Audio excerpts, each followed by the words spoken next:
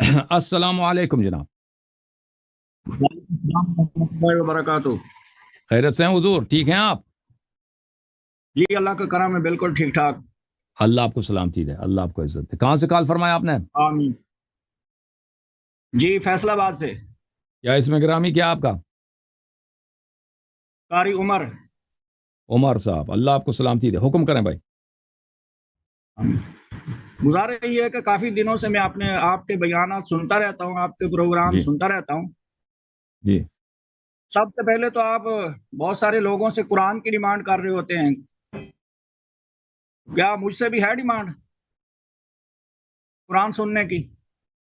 نہیں، وہ میں ان سے کرتا ہوں نا، وہ جو عالم بن کے آتے ہیں نا، ذاکرین حضرات، وہ تنگ چلیں کرتے ہیں ٹھیک ہمیں. ہے جی. ہم نے کہا تھا بھائی وہ ذاکر ادھر آتے تھے، ویسے ان کو آتا کچھ بھی نہیں ہے، تو وہ ٹھیک ہے فضول میں ٹھیک. ٹائم ضائع کرنے کے لیے کہ ہمیں ٹائم دے دو، ہم چیلنج کرتے ہیں. تو ہم نے کہا، اعلان کیا کہ بھائی جو ادھر چیلنج ہمیں قبول ہے، جو آتا ہے پہلے قرآن ایک صفحہ پڑھ کے سنائے. اس کے بعد وہ غائب ہو گئے، کوئی نہیں آیا اس کے بعد.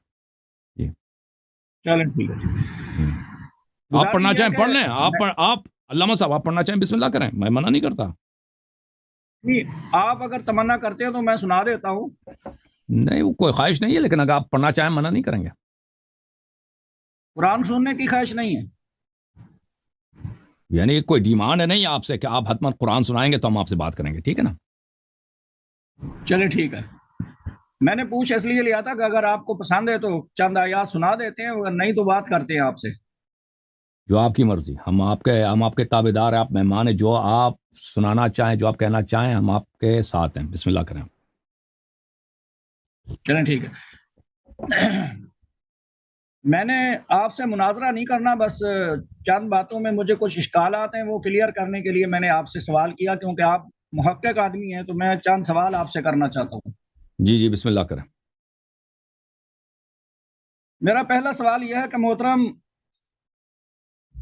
میں نے سنا یہ ہے کہ اہل تشیع کے نزدیک جو ان کے 12 امام ہیں وہ معصوم ہیں. اس کے سوا ہو ہی نہیں سکتا. جو نبی صلی اللہ علیہ وسلم معصوم ہے. البتہ آپ کے ہاں تو نبی بھی معصوم نہیں ہے نا، وہ بھی تو، ان سے بھی تو گناہ وغیرہ سرزد ہوتے ہیں. لیکن ہمارے ہاں کیونکہ نبی صلی اللہ علیہ وسلم معصوم ہے، تو ان کا جانشین غیر معصوم ہو نہیں سکتا. جی ہاں. ٹھیک ہے جی. معصوم کی تعریف کیا ہے محترم؟ معصوم یہ ہے کہ وہ گناہ نہیں کرتا، نہ کبیرہ نہ صغیرہ، اور وہ سہو نہیں کرتا، اور وہ خطا نہیں کرتا، اور وہ بھولتا نہیں ہے، مگر یہ کہ اللہ اس سے انصاف کرائے. ٹھیک ہے نا؟ وہ اللہ کا فعل ہوتا ہے، وہ اس کا اپنا فعل نہیں ہوتا. وہ گناہ نہیں کرتا، خطا نہیں کرتا، اس سے سہو نہیں ہوتا، جی غلطی سر. نہیں ہوتی. جی سر. معصوم وہ ہستی ہے جس سے غلطی سرزد نہیں ہو سکتی. عرض یہ کیا؟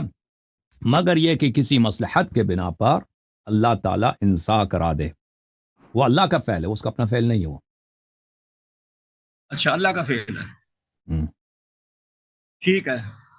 بہرحال اس سے پہلے جو میں نے تعریف سنی تھی اہل تشیع کی زبان سے دوسرے علماء کی، کہ وہ یہ تھی کہ معصوم ذات جو ہوتی ہے وہ ہر معاملے میں اللہ تعالیٰ سے مشورہ کر کے اجازت لے کے اللہ کی اجازت سے کرتے ہیں جو بھی کرتے ہیں.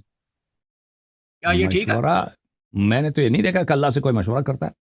اللہ کی ہدایت ان کے پاس ہوتی ہے. رسول پاک صلی اللہ علیہ وسلم پہ وحی آئی ہے، شریعت حلال حرام آیا ہے. نبی صلی اللہ علیہ وسلم نے اس کا علم اہل بیت علیہ السلام کو منتقل کیا ہے. تو وہ منتقل اس طرح کیا میں ہے. نے کہیں نہیں دیکھا کہ وہ اللہ سے مشورہ نہیں کیا جاتا. اللہ کی توہین ہے کہ اللہ سے مشورہ کیا جاتا ہے. اللہ کے ہم معصوم ہستی کا عمل، ہاں معصوم ہستی کا عمل عین اللہ کی رضا ہے. بالکل بالکل صحیح ہے. مشورے کی بات جو آپ نے کہی نا، وہ غلط کی. اللہ سے کوئی مشورہ نہیں کرتا بھائی. مشورہ تو انسانوں کوئی سے نہیں ہوتا ہے، کرتا. جو سوچ کے کوئی بات کرتا ہے نا، اس کی رائے ہوتی ہے. اس کو آپ عمل کریں یا نہ کریں، وہ آپ کی مرضی. یہ تو انسانوں کے لیے اللہ نے کب بولا کہ میں مشورہ دیتا ہوں؟ آپ نے جو تعریف کی ہے قاری اس کے صاحب، مطابق تو یہ ہو سکتا، اس سے وہ آپ نے مطابق تو کبھی ہو سکتا ہے. بہرحال علماء آپ کو معصوم سے بھی شیعوں کے متعلق آپ کے پاس کچھ معلومات ہیں جو بے بنیاد ہیں. بہرحال وہ مزید حکم کریں بھائی. میں نے عرض کیا، میں نے جو سوال کیا آپ سے کہ معصوم کی تعریف کریں، آپ نے جو تعریف کی ہے وہ یہ ہے کہ کبھی کبھی ان سے غلطی بھی ہو سکتی ہے، ممکن ہے. ابداً نہیں ہو سکتی، ابداً نہیں ہو سکتی.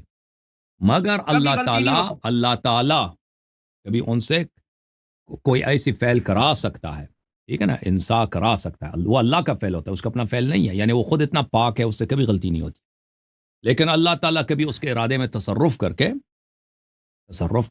جی ایسی بات ہو سکتا ہے، ہاں، تاکہ دوسروں کو پتہ چل جائے کہ اللہ نہیں ہے، اللہ لوگ کہیں گے کہ یہ اللہ ہے، لوگ اس کی عبادت کریں گے، اس کی عبودیت دکھانے کے لیے نبی صلی اللہ علیہ وسلم کے متعلق یہ مثلا بعض احادیث میں کہ وہ انسانی اللہ نے مجھ سے بلا دیا ہے، نہیں، یہ نسیان اس کا اپنا فعل نہیں تھا، نسیان اس کا اپنا فعل نہیں تھا، وہ اللہ کا فعل تھا، ٹھیک ہے نا، یہ روایات احادیث میں بہت ہیں، لمبی بحث ہے، بہرحال ابھی اس کے بیان کرنے کا وقت نہیں ہے۔ وقت نہیں ہے، ٹھیک ہے جی۔ تو تفسیر حسن عسکری مشہور تفسیر ہے اہل تشیع کی، اس کے اندر یہ بیان موجود ہے کہ جب منافقین نے مسجد زرار تعمیر کی اور ان کا مقصد نبی علیہ الصلوۃ والسلام کو نقصان پہنچانا تھا، انہوں نے مطالبہ کیا کہ آپ ہماری مسجد میں نماز پڑھ دیں تاکہ اس میں برکت ہو جائے۔ آپ علیہ الصلوۃ والسلام وہاں جانا چاہتے تھے، لیکن جس سواری پر سوار تھے، گھوڑے پر یا خچر پر، وہ اس طرف نہیں گیا، نہیں چلا۔ کیا یہ صحیح ہے؟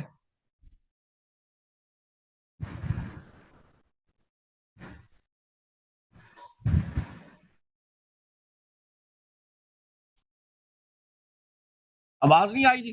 میں دیکھ رہا ہوں، ایک منٹ، میں تفسیر کو دیکھ رہا ہوں۔ جی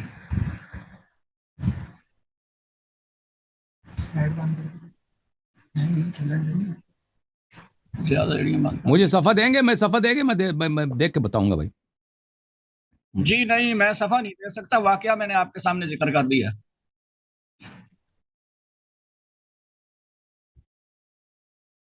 جن آیات لیکن رسول اللہ صلی اللہ علیہ وآلہ وسلم کا جو طریقہ کار تھا منافقین کے ساتھ، اب یہ حدیث میں دیکھ رہا ہوں تفسیر امام حسن عسکری علیہ الصلوۃ والسلام پر، مجھے نظر نہیں آ رہا، شاید آپ صحیح نقل کر رہے ہیں، شاید نہیں صحیح نقل نہیں کر رہے، تو میں اگر آپ صفحہ بتاتے تو میں حدیث کھول کے وہ دیکھ لیتا کہ اس میں کیا لکھا ہے وہاں پر، تو ابھی میں اس کے متعلق کوئی اظہار نظر نہیں کر سکتا، ٹھیک ہے نا۔ چلیں شکریہ، بعد میں پھر کسی وقت آپ کو صفحہ بتا کے یا حوالہ دے کے پوچھ لیں۔ صحیح۔ دوسری بات کہ گزشتہ کل میں نے آپ کا بیان سنا، آپ کسی سے گفتگو فرما رہے تھے، اس دوران آپ نے حضرت ابوبکر صدیق کے بارے میں کہا کہ ولا تحزن، جو قرآن نے کہا، تو صدیق اکبر کو جو حزن تھا وہ اس بات کا تھا کہ مولا علی کہیں زندہ نہ بچ جائیں اور مجھے نقصان ہوگا ان کے زندہ رہنے کا۔ آپ نے یہ تفسیر کی تھی ولا تحزن کی، ان کو خوف نہیں تھا بلکہ حزن تھا، غم تھا اس بات کا کہ مولا علی کہیں زندہ نہ بچ جائیں۔ یہ آپ نے گزشتہ کل میں نے آپ کا پروگرام سنا ہے، اس میں فرما رہے تھے۔ نہیں، آپ تو نے اس غلط پر سنا، جی آپ نے غلط سنا، جو ہمارا جو موقف ہے آیا کے متعلق یہ ہے، میں دوبارہ بتا دیتا ہوں، اچھی طرح سے سن لیں۔ دیکھیں، آیا شریف آئے غار میں، آئے غار تعریف و مدح کے لیے نازل نہیں ہوئی، مذمت کے لیے نازل ہوئی ہے۔ غزوہ تبوک میں جب منافقین رسول پاک صلی اللہ علیہ وسلم کی نصرت نہیں کر رہے تھے تو اس وقت آئے غار مذمت کے لیے نازل ہوئی، یا ابوبکر کی مدح کے لیے نازل نہیں ہوئی، اور یہاں پر ابوبکر کے مختلف اس آیا میں مذمتیں ہیں، ایک یہ کہ اللہ نے اس کی نصرت نہیں کی، پھر اللہ نے اس پہ سکینہ نازل نہیں کیا، پھر اللہ نے کہا کہ نبی صلی اللہ علیہ وسلم نے اس سے فرمایا کہ لا تحزن۔ یہاں پر حزن کیا ہے؟ یہاں پہ حزن ہے ہی نہیں، یہاں پہ کوئی وجہ حزن نہیں ہے، تو کس بات پہ جب حزن نہیں ہے تو یہ حزن، یہ لا تحزن حقیقی منع نہیں ہو سکتا، نہیں ہو سکتا۔ یہ ابوبکر کا رسول پاک صلی اللہ علیہ وسلم مذاق اڑا رہے تھے۔ کیوں مذاق اڑا رہے تھے؟ کیونکہ جو شخص غار میں ہے وہ ناصر نہیں ہے، وہ نبی صلی اللہ علیہ وسلم کا سے مخلص نہیں ہے، اس کے برے ارادے ہیں، اور وہ کسی بات پہ خوش ہو رہا ہے، تو یہ خوشی کی بات کون سی ہے؟ خوشی کی بات صرف ہمارے سمجھ میں یہی آ سکتی ہے کہ رسول پاک صلی اللہ علیہ وسلم کی جان بچ گئی ہے، لیکن امیر المومنین علیہ السلام کی جان نہیں بچے گی، وہ تو حتماً جب کفار آئیں گے ان کو شہید کریں گے۔ تو رسول اللہ صلی اللہ علیہ وآلہ وسلم ان سے فرما رہے ہیں کہ لا تحزن، تجھے تو غم زدہ ہونا چاہیے، لیکن تجھے غم کے بجائے تو خوشی ہو رہی ہے دل میں، اس لیے میں فرماتے ہیں کہ لا تحزن، تو حزین نہ ہو جا، ٹھیک ہے نا۔ یعنی یہ اس طرح کہ جیسے قرآن مجید میں ذق انک انت العزیز الکریم، اللہ تعالیٰ جہنم والے جب لوگ جہنم آئیں گے تو ان سے کہیں گے کہ ان کو مار مار کے ملائکہ کہیں گے کہ آپ تے بڑے سردار ہیں، آپ تے بڑے عزیز آدمی ہیں، آپ تے بڑے ہی صاحب احترام ہیں، مارتے ہیں، کہتے ہیں آپ ذرا چکیے۔ تو اس طرح ان کا مذاق اڑانا تھا، کیونکہ یہاں پہ وجہ کیا ہے؟ وجہ یہ ہے کہ جو شخص غار میں ہے اللہ تعالیٰ نے تو تصریح کی کہ اللہ اس کو نصرت حاصل نہیں ہے، اللہ اور اس پہ سکینہ بھی نازل، یعنی مومن نہیں ہے، مومن نہیں ہے، اور ساتھ آیا اسی لیے نازل ہوئی ہے، اور کفار نے اس کو نکالا بھی نہیں ہے وہاں سے، اس کو کفار سے کوئی مشکل ہی نہیں تھا. تو ساتھ غار میں جو آدمی ہے غیر مخلص ہے، یہ تو قرآن واضح طور پہ بتا رہا ہے. تو لا تحزن کا جو ہمیں سمجھ آ رہا ہے، اس کے علاوہ اور مقصد ہمارے سمجھ میں نہیں آ رہا. ٹھیک ہے نا، یہ ہم نے عرض یہ کیا تھا. جی آپ نے گزشتہ کل بھی یہی عرض کیا تھا. جی آگے جی اب آپ لا تحزن کا کوئی صحیح وجہ بتائیں نا، آپ لا تحزن کا کوئی صحیح وجہ بتائیں کہ ابو بکر کو اس بات کا حزن تھا. آپ نے جو بیان کیا تھا، سنیں، آپ نے جو بیان کیا تھا میں اسی پر گفتگو کر رہا ہوں آپ سے. آپ نے جو یہ ساری لا تحزن کی تعبیر بیان فرمائی ہے، تو یہ محض آپ کی تفسیر بالرأی ہے، یہاں پر کوئی قرآن کی آیت تو نہیں. آپ خود فرما رہے ہیں کہ ہمیں یہ سمجھ آتا ہے، تو جو آپ کو سمجھ آیا قرآن وہی ہوتا ہے. قرآن مجید میں ہم نے افلا يتدبرون القرآن ام على قلوب اقفالها، دیکھیں یہ کہ یہ شخص جو غار میں یہ ناصر نہیں ہے، یہ تو ثابت ہے کیونکہ یہ آیات مذمت کے لیے نازل ہوئی ہے. اس شخص کی اللہ نے تائید نہیں کی ہے، الا تنصروه فقد نصره اللہ، اللہ نے اس کی نصرت نہیں کی. ٹھیک ہے نا، اللہ نے اس کے عدم ایمان پہ تصریح کر دی اور فرمایا فانزل سکینته علیہ وایدہ فی بجنود لم تروا. تو غار میں جو آدمی ہے، غار میں ایک آدمی ہے نا، وہ غار میں جو آدمی ہے وہ غیر مخلص ہے. اب اس سے کہا جا رہا ہے کہ تو غم نہ کر میرے بھائی، غم نہ کر. یہاں پہ یا تو غم حقیقی ہو سکتا ہے یا یہ منع جو ہے مجازی ہے. ٹھیک ہے نا، حقیقی تو ہو نہیں سکتا کیونکہ اس کو وہاں پہ کوئی مصیبت نہیں آئی ہے، تو مجازی ہے. مجاز کے احتمالات کیا ہیں؟ مجاز کے احتمالات میں وہاں پہ صرف یہی ہے کہ اس شخص کو خوشی ہو رہی ہے، کہ خوشی ہو رہی ہے کہ بھئی اب جو ہے نا اس کے بھائی قتل ہو جائیں گے. آپ نے فرمایا کہ وہ مومن نہیں ہے، جو غار میں ساتھ ہے وہ مومن نہیں ہے. بالکل مومن نہیں ہے تو کافر ہے، مسلمان ہے، مسلمان ہے، منافق ہے. اچھا منافق ہے. جی ہاں، ٹھیک ہے جی. آپ نے متعین وہ منافق بھی کفار کے اقسام میں سے ہے. اگر وہ مومن ہوتا تو اللہ اس کی نصرت بھی کر دیتا، اللہ اس کو مومن کے الفاظ سے ذکر کر دیتا، اللہ تعالیٰ اس پہ سکینہ بھی نازل کر دیتا نا. میں نے بار بار کہہ دیا. میں تو خود یہ کہہ رہا ہوں کہ نفاق جو ہوتا ہے وہ کفر کے قریب ہوتا ہے، ایمان کے قریب نہیں ہوتا. ایسے ہی کفر کے اقسام میں سے، کفر کے اقسام میں سے ہے. تو ہمیں تو یہ بھی پتا چلا کہ مولا علی نے حضرت جعفر رضی اللہ تعالیٰ کی بیوہ اسما بنت امیس کا نکاح ابو بکر صدیق کے ساتھ کر دیا تھا. یہ سچ ہے کہ جھوٹ ہے؟ تو منافق پہ اس دنیا میں نہیں، حضرت علی علیہ السلام نے ان کو نکاح کروائی، یہ غلط آپ کہہ رہے ہیں کہ انہوں نے کرایا. دیکھیں منافق پہ ان کی نکاح ہوئی ہے، اسما بنت امیس کی نکاح ہوئی ہے، حضرت علی علیہ السلام نے کرایا یا آپ نے سنا ہے؟ یہ آپ کا نظریہ ہے. ٹھیک ہے، لیکن منافق پہ دنیا میں مسلمانوں کے احکام جاری ہوتے ہیں. یعنی منافق سے آپ شادی کر سکتے ہیں. منافق اگر باپ مر جائے، باپ مسلمان ہے، بیٹا منافق ہے، بیٹے کو ارث ملے گا. اگر کافر ہو تو نہیں ملے گا، لیکن یہ بیٹا منافق ہے، دل میں کافر ہی ہے، لیکن اس کو ارث ملے گا. اگر اس منافق کو کوئی قتل کرے اس کا قصاص ہوگا. جیسے یعنی بالکل وہی حقوق جو مسلمانوں کے ہے، حقیقی مسلمان مومن کے، وہی حقوق دنیا میں منافق کے بھی ہیں. تو یہ اسلام کا حکم ہے. شادی ہو جانے سے اس کی منافقت رد نہیں ہوتی، کیونکہ منافق کی عرض بھی ہوتی ہے، نکاح بھی ہوتی ہے، سب کچھ ہوتا ہے، اس پہ سب مسلمانوں کے احکام جاری ہوتے ہیں.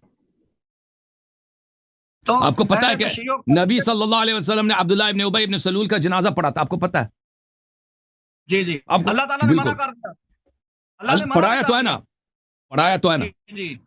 نا، پڑھایا. وہ تو آپ لوگوں کا عقیدہ ہے، وہ تو عمر کا ابن خطاب کا ادعا ہے نا. ان کے ہاں بخاری میں یہ ہے بھائی کہ رسول صلی اللہ علیہ وسلم نے پڑھانے گئے تھے تو عمر نے پکڑ کے ان کو کھینچا. یہ بے احترامی دیکھیں کہ اللہ کیوں آپ نماز پڑھ رہے ہیں ان کی اس کی. تو اللہ نے آپ کو منع نہیں کیا، تو رسول صلی اللہ علیہ وسلم نے فرمایا کہ اللہ نے منع نہیں کیا.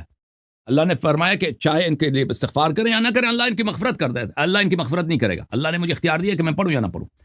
تو پھر کہتا ہے کہ تم نہ پڑھو. پھر عمر کہتا ہے کہ اس نے پڑھایا، اس کے بعد اللہ نے میری تائید کی، اللہ نے آیت نازل کیا کہ ان پہ کبھی نماز نہیں پڑھنا.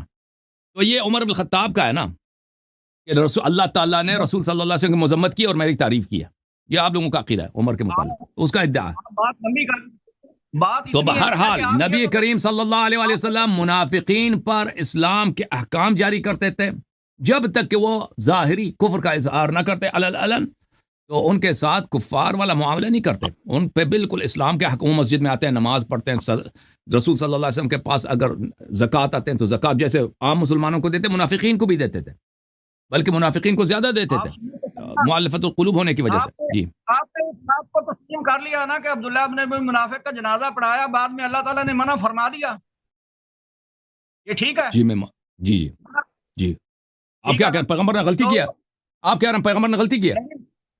میں یہ نہیں کہہ رہا. تو نبی صلی اللہ علیہ وسلم آپ مانتے ہیں کہ ان پہ منافقین, سب منافقین پہ مسلمانوں کے احکام جاری کرتے تھے, آپ کو پتہ ہے نا بھائی؟ میں نے تو آپ سے چھوٹا سوال کیا کہ انہوں نے منافق کا جنازہ پڑھایا, بعد میں اللہ تعالیٰ نے ان کو منع کر دیا, یہ ٹھیک یعنی ہے؟ غلط کیا ہے, اچھا کیا, نماز پڑھایا, صحیح کیا, پیغمبر پر صحیح کیا. اعتراض نہیں ہوتا آخر سکتا. تک نبی صلی اللہ علیہ وسلم یوم وفات تک منافقین پر اس مسلمانوں کے احکام جاری کرتے تھے. کبھی ایسا نہیں ہوا کہ نبی صلی اللہ علیہ وسلم کہہ دے کہ فلاں شخص منافق ہے, اس کو میراث نہیں ملے گا, فلاں شخص منافق ہے, اس کا اگر اس کو کسی نے قتل کیا اس کا قصاص نہیں ہوگا, کبھی نہیں فرمایا. محترم آپ بات تو سمجھے نا, یا کوئی منافق کا شخص جنازہ منافق ہے پڑھایا, جا کے اس کو قتل کرو اس لیے کہ وہ منافق ہے, اس کو قتل کرو, ٹھیک ہے نا. منافق کا جنازہ پڑھایا تو اللہ تعالیٰ نے رہنمائی فرما دی, آپ علیہ السلام کو منع فرما دیا کہ یعنی ایسا غلط نہ کیا ہے, پڑھائیں. آپ کہہ رہے ہیں غلط کیا ہے, میں تو نہیں کہہ رہا, آپ کہنا چاہتے ہیں شاید, میں نے ایک بار بھی نہیں کہا. آپ کہتے ہیں اللہ نے منع کیا, اللہ نے منع کیا. وہ اس منافقین کی بات ہے جس منافقین کا منع کیا ہے جو اپنے نفاق کو نہیں چھپاتے تھے, ان منافقین سے منع کیا ہے. وَإِلَّا وَأَهْلُ الْمَدِينَةِ مَرَضُوا عَلَى النِّفَاقِ لَا تَعْلَمُهُمْ نَحْنُ نَعْلَمُهُمْ. وہ دیکھ منافق کے دو اقسام تھے مدینہ منورہ میں. ایک منافق تھے جو کلم منافق تھے, نبی صلی اللہ علیہ وسلم کو علن گالی دیتے تھے, گالی دیتے تھے, ٹھیک ہے نا. تلبیس کیا کریں قرآن میں, وَلَا تَلْبِسُوا الْحَقَّ بِالْبَاطِلِ, آپ تلبیس نہ کریں, بات سیدھی سیدھی. دیکھیں آپ میرے اوپر کیسے بات ٹھوکنا چاہتے ہیں. اور بھائی میں آپ پہ نہیں ٹھوکنا چاہتا, میں اپنا نظریہ بتا رہا ہوں کہ دیکھیں منافق کے دو اقسام تھے مدینہ میں. ایک وہ منافق تھے جو کلم منافق تھے, یقولون لئن رجعنا الى المدینہ لیخرجن العز منه الاذل. نبی صلی اللہ علیہ وسلم کو کلم گالی دیتے تھے, ٹھیک ہے نا. ایک وہ منافق تھے. ایک منافق تھے جو اپنے نفاق کو چھپاتے تھے. ومن اہل المدینہ مرضوا علی النفاق لا تعلمهم نحن نعلمهم. وہ منافقین جن کی نماز رسول صلی اللہ علیہ وسلم نے پڑھائی ہے, بعد میں منع کیا گیا, وہ منافق تھے جو کلم منافق تھے, جو علن پیغمبر کو گالی دیتے تھے اور کہتے تھے مسلمان بھی ہیں, ٹھیک ہے نا, بے عزتی بھی کر. جو بھائی وہ اس طرح کے منافق تھے. وہ منافق جو اپنے نفاق کو چھپاتے تھے, استاد تھے نفاق میں, یعنی بیوقوف نہیں تھے. ایک تو تھے بیوقوف منافق جو اپنے نفاق کو نہیں چھپا سکتے تھے, ایک تھے سمجھدار منافق, شیطان منافق. ان پہ تو نبی صلی اللہ علیہ وسلم نے کبھی بھی یہ نہیں کیا کہ میں ان کا نماز نہیں پڑھاؤں گا. جی, تو یہ اس بات کا پتہ آپ کو چلا کہ جو اپنے آپ کو چھپانے والے منافق تھے ان کا علم آپ کے پاس اب آیا ہے, مولا علی کے پاس نہیں آیا, حسن حسین کے پاس نہیں آیا, دیگر اہل بیت کے پاس نہیں آیا, وہ ان کے ساتھ رہے. اور حضرت مولا علی جو تھے وہ معصوم امام ہونے کے باوجود انہوں نے اپنی بیٹی کا نکاح عمر بن خطاب کے ساتھ سن 17 ہجری میں کر دیا. وہ آپ کی غلط فہمی ہے نا, آپ کی غلط فہمی ہے کہ ان کی شادی کرا دی, وہ شادی ہوئی نہیں ہے, وہ شادی چڑیل سے ہوئی تھی. بہرحال آپ ان باتوں کو آپ میرے کلپس کو دیکھ لیں. چڑیل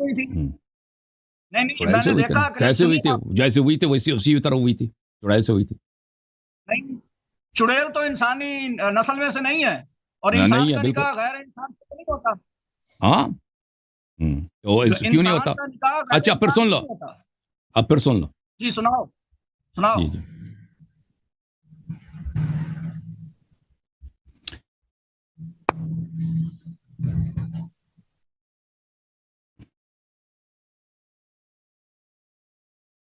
پہلی بات ہے کہ کیا انسان اور چڑیل کے درمیان شادی ہو سکتی ہے, نہیں ہو سکتی بھائی.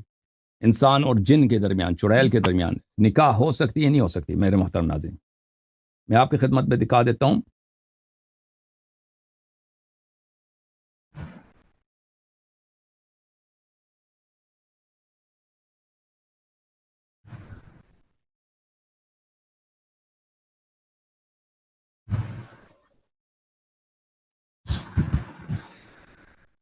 یہ کتاب ہے الفتاوی الحدیثیہ لابن حجر الہیثمی المکی,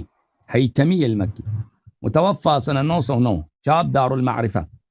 یہاں پہ آپ کو لے کے چلتے ہیں صفحہ نمبر 68 میں. هل تجوز مناکحۃ الجن ام لا, کیا جائز ہے کہ انسان جنات کے ساتھ شادی کرے, ان کو رشتہ دے دے, ان سے رشتہ لے لے. مناکحہ دو طرف ہوتا ہے نا, اچھا یہ جائز ہے یا نہیں؟ اس کے متعلق وہ فرماتے ہیں واختلف العلماء فی جواز نکاح شرعا، علماء نے اس مسئلے پہ اختلاف کیا کہ یہ شریعت میں جائز ہے یا نہیں ہے، لیکن امکان پہ تو کسی نے نہیں کیا کہ وہ قرآن کی آیت ہے، وَأَشْرِكْهُمْ فِي الْأَمْوَالِ وَالْأَوْلَادِ، نکاح کی قرآن کی آیت ہے کہ جو ہے وہ شیطان بنی آدم کے اولاد میں اس کے نطفے میں شریک ہو جاتا ہے. اچھا وجاء عن مالک انه اجازه ولكن كرهه، مالک ابن انس سے روایت ہے کہ اس نے کہا کہ یہ جائز ہے لیکن مکروہ ہے. اچھا اور اسی طرح حکم ابن عیینہ، قتادہ، حسن بصری، عقبہ ابن الحسن، حجاج ابن ارطاد، ان سب نے کہا کہ یہ جائز ہے، جائز. اچھا ملاحظہ فرمائیں، میں آپ کو مزید دکھاؤں آپ کا کیا مسلک ہے، دیوبندی ہیں بریلی ہیں کیا؟ دیوبندی چلیں دیوبندی. یہ مجموعۃ الفتاوی لابن تیمیہ الحرانی جزء 19، یہ آپ کا پیر صاحب ہے. بھلے یہاں پر بھلے جنات سے متعلق شادی کے متعلق فرماتے ہیں وَسَرْعُهُمْ لِلْإِنْسِ قَدْ يَكُونُ عَنْ شَهْوَةٍ وَهَوَى وَعِشْقٍ كَمَا يَتَّفِقُ لِلْإِنْسِ مع الْإِنْسِ. کہتے ہیں کہ بعض دفعہ ہوتا ہے کہ جنات انسان کے عاشق ہو جاتے ہیں جیسے انسان ہے کہ اسے عاشق بنتے ہیں. وَقَدْ يَتَنَاكَحَ الْإِنْسُ وَالْجِنُّ وَيُولَدْ بَيْنُهُمَا وَلَدٌ. بہت دفعہ ہوتا ہے نکاح ہو جاتی ہے جن و انس میں، جن اور انس میں نکاح ہو جاتی ہے. وَهَذَا كَثِيرٌ معروف، کہتے ہیں یہ بہت زیادہ واقع ہوا، معروف ہے. وَقَدْ ذَكَرَ الْعُلَمَاء ذَلِكَ، اور علماء نے اس کا واقعات ذکر کیے. یہ کتاب ہے آکام المرجان فی احکام الجان للعلامہ ابو عبداللہ الشبلی، متوفى سنہ 769، چاپ دار الکتب العلمیہ بیروت لبنان میں چھپیا. ملاحظہ فرمائیے باب فی مناکحۃ الجن، جن کے ساتھ نکاح کرنے کے احکام. احد یہاں کہتے ہیں دو مقام ہے، ایک امکان پہ بات کرتے ہیں، دوسرے مشروعیت پر. اما ان کا امکان نکاح الانسی الجنیہ وعکس ممکن، انسان جنی عورت کے ساتھ یا جنی مرد انسان عورت کے ساتھ شادی کرے، بالکل ممکن ہے. اچھا اور شرعیت کے ساتھ بھلے شرعی کے متعلق پھر وہ الگ احکام بتاتے ہیں کہ وہ جائز ہے یا نہیں. بہرحال یہ اور بھی کتابیں جامع احکام قرآن وغیرہ میں. اچھا تو جب یہ پتہ چلا میرے محترم ناظرین اب باتیں کہ عمر بن خطاب کی شادی کس سے ہوئی تھی، ان لوگوں نے ایسے مشہور کر دیا کہ عمر بن خطاب کی شادی ہوئی ہے، ایشیا کتب میں لکھا ہے. کس کے ساتھ؟ امیر المومنین اعظم کی بیٹی کے ساتھ. تو اچھی طرح سے سن لو بھائی، شیعہ کتاب آپ کے علماء نہیں پڑھتے، وہ جھوٹ سے حوالہ دیتے ہیں، پوری احادیث نہیں سناتے آپ کو. یہ کتاب الفروع من الکافی یہ ہے بھائی، جلد نمبر 5، کتاب النکاح، باب تزویج ام کلثوم کی شادی. تزویج ام کلثوم، حضرت امام جعفر صادق علیہ الصلوۃ والسلام نے کہا ان ذلک فرج غصبنہ، یہ ایک زبردستی کی شادی تھی، یہ رضا کی شادی نہیں تھی، زبردستی کی شادی تھی. ٹھیک ہے نا. ان ابی عبداللہ علیہ السلام، دوسری حدیث، لما خطب الیہ قال له امیر المؤمنین علیہ السلام انها صبیہ. امام جعفر صادق علیہ السلام نے کہا کہ عمر بن خطاب نے رشتہ مانگا، خاصگاری کی اس نے حضرت ام کلثوم سلام اللہ علیہا کی. تو امیر المؤمنین علیہ السلام نے کہا وہ تو چھوٹی بچی ہے. فلقی العباس، خلیفہ چلا گیا عمر بن خطاب کے عباس کے پاس، عباس ابن عبد المطلب چچا ہیں پیغمبر کے صلی اللہ علیہ وسلم. فقال لی ما لی ابی باس وقال وما ذاک، اس نے کہا کہ مجھے کیا ہوا، مجھے رشتہ نہیں دے رہا. عباس نے پوچھا کیا ہوا، کہتا ہے کہ میں آپ کے بھتیجے کے پاس گیا اور اس سے رشتہ مانگا، فردنی، اس نے مجھے رد کیا. اما واللہ لا اعورن زمزم، اللہ کی قسم میں چاہے زمزم جو بنی ہاشم کے ہاتھ میں، عباس کے ہاتھ میں ہوتا تھا، میں زمزم کے کنویں کو ریتی سے بھر دوں گا، پتھر ڈال کے اس کو بند کر دوں گا.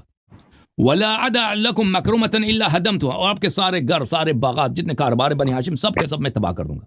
اب عمر اس زمانے میں ایک امپرر بن چکا تھا، شمال افریقہ الجزائر سے لے کر ایران تک اس کی حکومت تھی، ترکی وغیرہ، ارمینیا وغیرہ، اس کی حکومت بہت بڑی تھی اس زمانے میں، بہت بڑا بادشاہ تھا اس زمانے میں، یہ بہت کچھ کر سکتا تھا. میں آپ کے سارے باغات وغیرہ سب تباہ کر دوں گا. ولا اقیمن علیہ شاہدین بانہ سرق، اور 2 شاہد لے کے آؤں گا کہ علی علیہ السلام نے چوری کیا. اب عمر کے لیے کون سا مشکل ہے حکومت کے لیے، 2 شاہد جھوٹ کے لے کے بھائی ہم نے دیکھا اس نے چوری کیا. ولا اقطعن یمینہ، تو میں اس کا دائیں ہاتھ کاٹوں گا. فاتاه العباس فاخبره وساله ان يجعل الامر اليه فجعله اليه.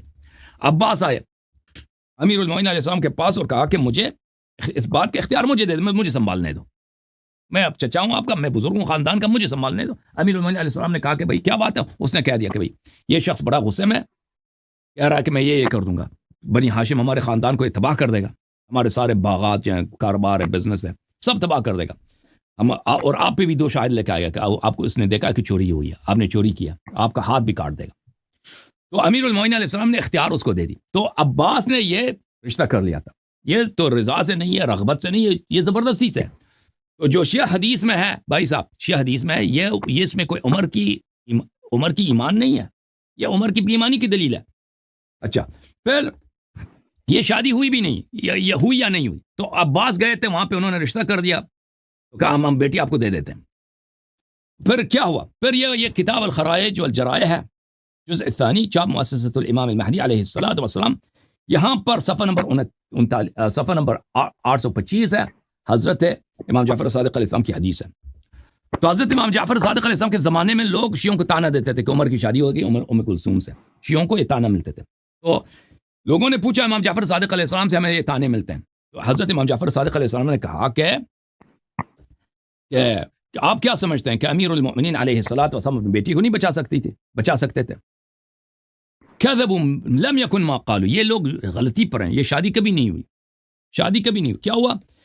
پھر انہوں نے کہہ دیا اب عمر آئے تھے، انہوں نے رشتہ مانگا. پھر عباس نے مداخلت کی. عباس نے کہا اختیار مجھے دے دو کہ بھئی یہ زمزم وغیرہ ہم سے لے لے گا، ہمیں برباد کر دے گا. تو پھر امیر المؤمنین علیہ السلام نے ظاہر میں اختیار عباس کو دے دی، اور اس نے ارسل الی جنیت من اہل نجران یہودیہ، پھر انہوں نے حکم دے دیا. نجران میں ایک جنیہ رہتی تھی، ایک چڑیل رہتی تھی، ٹھیک ہے نا، ایک چڑیل رہتی تھی، وہ یہودن تھی. اس کو کہہ دیا، اس کا نام بھی تھا سحیقہ بنت جریریہ. اس کو بلایا اور اس کو حکم دیا، فتمثلت فی مثال ام کلثوم، اس جنیہ کو حکم دے دیا، اس جن کو یہ اب ان کی بیٹی کے شکل میں آ گئی، کیونکہ جن کسی بھی شکل میں آ سکتا ہے، صرف نبی اور امام علیہ السلام کی شکل، ملاک کی شکل پہ نہیں آ سکتا. جن کسی بھی شکل میں ظاہر ہو سکتا. تو اس نے اس کو حکم دیا کہ تم اس بچی کی شکل میں آ جاؤ. وحجبت الابصار عن ام کلثوم، اور اپنی بیٹی جو ان کی واقعی بیٹی ہے حضرت زہرا سلام اللہ علیہا کی بیٹی، ان کو چھپا دیا گھر میں. وبعث بها الى الرجل، اور اس چڑیل اور جنی میں فرق ہوتا ہے نا، لیکن ہم چڑیل کہتے ہیں کیونکہ بہت لوگ سمجھتے ہیں چڑیل بھی جنی ہے، سمجھو. اس چڑیل کو بھیج دیا امیر المؤمنین علیہ السلام نے. عمر خوش ہو گیا کہ میں داماد بن گیا. سنی بھی خوش ہیں کہ داماد ہے. وہ چڑیل سے شادی ہوئی تھی بھائی. فلم تزل عنده حتى انه استراب بها يوما، تو وہ اس کے گھر میں تھی، وہ چڑیل عمر کے گھر، وہ حرکات کرتی تھی بھائی، پتہ نہیں کیا عمر کو ستاتی تھی. تو ایک دم عمر کو شک ہو گیا بھائی کہ یہ تو بنی آدم میں سے نہیں ہے. ٹھیک ہے نا، یہ جو ہے چڑیل. او قاری صاحب آپ ہیں؟ چلے گئے؟ قاری چلا گیا بھائی، قاری چلا گیا. اچھا قاری چلا گیا. تو اس کو شک ہو گیا. فقال ما فی الارض اہل بیت اسحر من بنی ہاشم، اس نے کہا، اس کو سمجھ کہتا ہے کہ انہوں نے مجھے جادو کیا، یہ بنی ہاشم بڑے جادوگر ہیں، یہ بڑے جادوگر ہیں بھائی، کیونکہ یہ نبی صلی اللہ علیہ وسلم کو بھی جادوگر ہی سمجھتے تھے یہ لوگ. یہ تو بڑے جادوگر، ان سے بڑا بڑھ کر جادوگر نہیں ہے. ثم اراد ان یظہر ذلك للناس، پھر اس نے ارادہ کیا کہ میں اب اس کو بے عزت کروں گا، کہ دیکھیں میرے ساتھ اتنا فراڈ کیا ان لوگوں نے، میں نے ان سے رشتہ منگایا، انہوں نے اپنی بیٹی کی جگہ مجھے ایسی کسی اور مخلوق سے میری شادی کرا دی. عمر کو پتہ چل گیا تھا نا، اس نے کچھ کیا تھا عمر کے ساتھ، چڑیل نے ایسا کچھ کیا ہوگا. تو اس کو شک ہوا تھا. یہ آ گئے بھائی، آ گئے. اچھا فقتل، تو پھر اس زمانے میں عمر، آپ سن لیں، عمر پھر جو ہے عمر قتل ہو گئے. اس سے پہلے کہ وہ ظاہر کہ عمر قتل ہو گئے. اور وہ میراث بھی بٹ گیا ان میں، جن کا میراث تھا وہ انصرف ہے، وہ عورت جو ہے نجران چلی گئی، وہ جو چڑیل تھے وہ واپس اپنے قبیلے میں چلے گئی. وَأَظْهَرَ أَمِيرُ الْمُؤْمِنِينَ عَلَيْهِ السَّلَامُ أُمَّ كُلْثُومَ، اور امیر المؤمنین علیہ السلام نے پھر ام کلثوم کو ظاہر کیا تھا. اب یہاں پہ ایک اشکال ہوتا ہے کہ دیکھیں یہاں پر کہ یہ چڑیل نے امیر المؤمنین علیہ السلام کی بات جنات نے کیوں مانی ہے. تو دیکھیں امیر المؤمنین علیہ السلام انبیاء کے وارث ہیں، انبیاء کے وارث ہیں. انبیاء علیہ الصلوۃ والسلام چاہے وہ جن کافر بھی ہوں نا، ان پہ ان کا حکم چلتا ہے. ملاحظہ فرمائیے سورہ نمل ہے، بسم اللہ الرحمن الرحیم.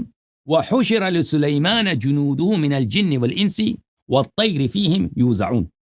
سلیمان کے لشکر میں جن بھی شامل تھے، انس بھی شامل تھے، ٹھیک ہے نا. سورہ مبارکہ نمل، سورہ مبارکہ صاد میں فرمایا فسخرنا له الريح تجري بأمره رخاء حيث أصاب والشیاطین والشیاطین کل بناء وغواص، جنات جو کافر ہوتے ہیں شیاطین، ہاں تو ان کو بھی حضرت سلیمان علیہ الصلوۃ والسلام کے آرڈر میں تھے، جی جی، جو کافر جن بھی تھے نا ان سے وہ کام کراتے تھے، ہاں جی بولے ہاں کیمرہ کرو اپنا، کیمرہ صحیح ہے بھائی، تم اپنا بتاؤ نا کیا کہنا ہے تم نے؟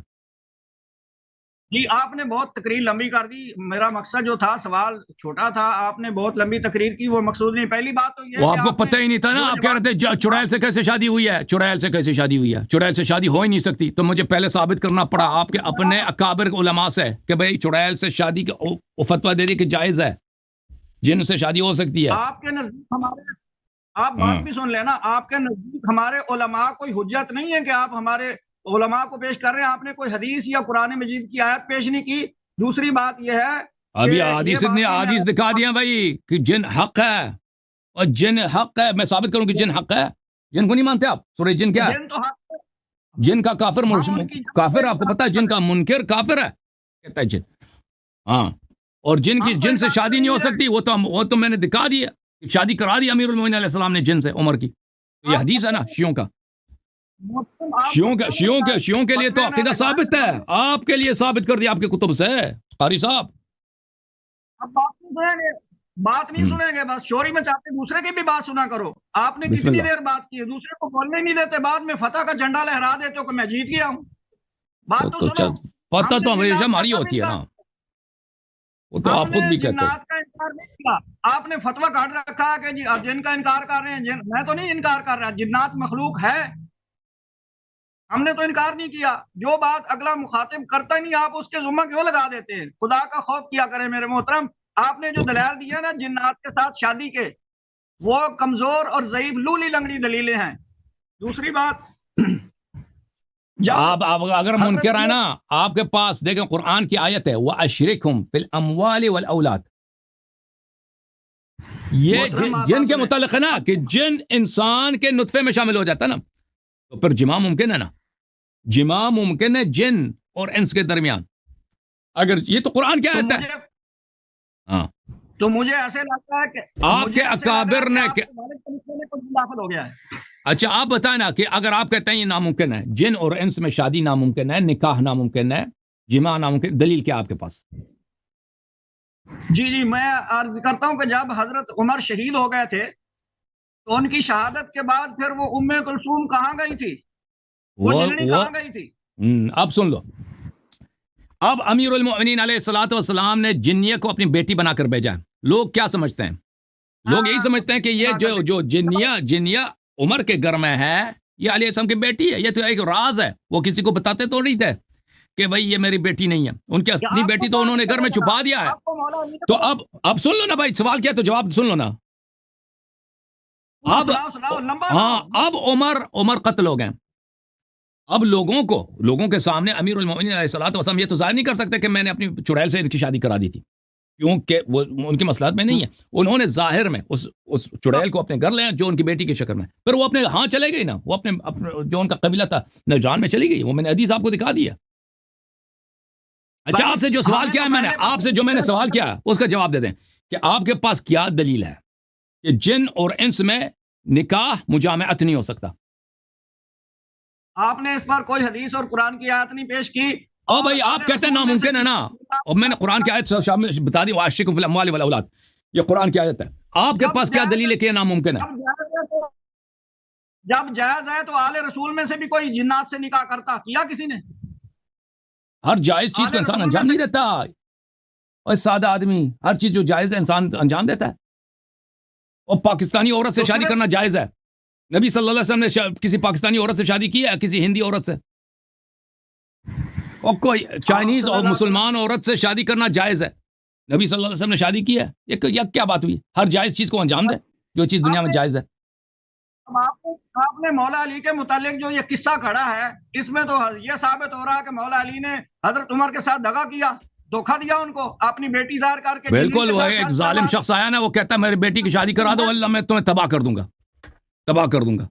آپ کے ہاتھ کاٹوں گا چوری کے الزام میں. آپ کے جتنے قبیلے ہیں بنی ہاشم ہیں ان سب کے میں جتنے کاروبار بزنس وہ باغ وغیرہ سب کو تباہ کر دوں گا. زمزم کی کنویں تک میں ریتی بھر دوں گا.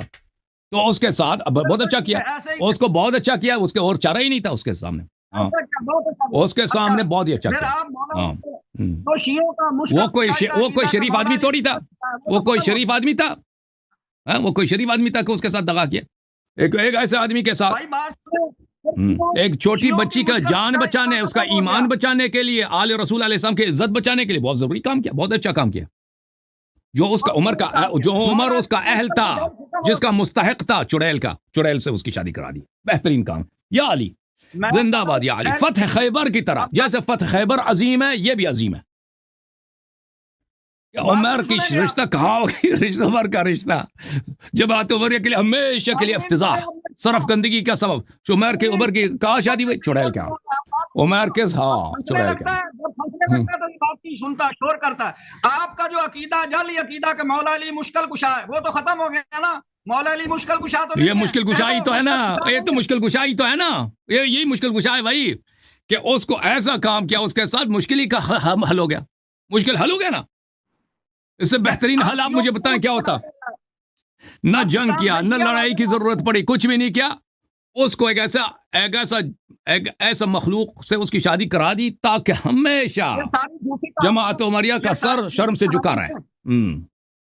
ساری جھوٹی کہانی ہے جو آپ بیان کر رہے ہیں. چلیں جھوٹی کہانی ہے بھائی. آپ نے کہا کہ شیعہ کتابوں میں لکھا نا, آپ نے کہا ام کلثوم کی شادی شیعہ کتابوں میں, شیعہ کتابوں میں فل بیان کرو نا, فل بیان کرو. یہ قصہ ہے تو یہ ہم پہ حجت نہیں ہے. ام کلثوم سلام اللہ علیہا کی شادی ہم پہ حجت ہی نہیں ہے. ٹھیک ہے نا, تم غلط بیان کرتے ہو.